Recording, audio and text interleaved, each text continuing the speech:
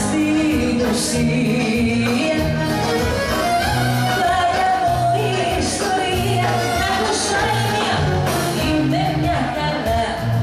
Στα καλύτερα που κάνες καλό, που είσαι μακριά μου, είμαι μια χαρά.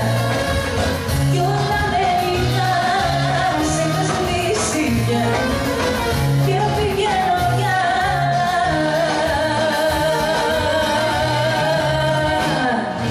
Ευχαριστούμε πολύ, καλώς ήρθατε. Να είστε καλά. Έχουμε και εγώ τα μυστηρά μου στο ζευγάρι κάθε ευτυχία, παιδιά, να είστε πάντα αγαπημένοι, ευτυχισμένοι, καλούς απογόνους το συντομότερο, το γοργόνο και καρινέ κτλ. Λοιπόν, καλή διασκέδαση.